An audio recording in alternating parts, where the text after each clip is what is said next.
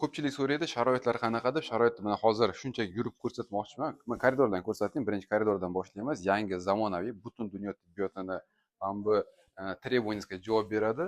Hozir palataga kiradigan bo'lsak, mana bunaqa eshikdan boshlanadi bizning palatamiz. Kirgandan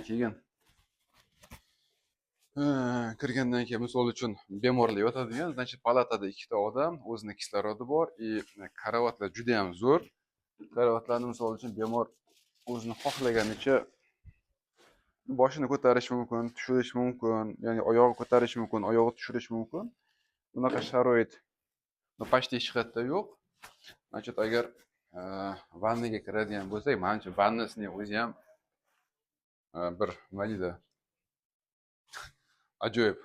Yaxshi, o'zini og'ir bemorlar uchun bor, tualeti bor, mana kayfiyat chiroyli, oynasi, dush qilishga hamma sharoit bor.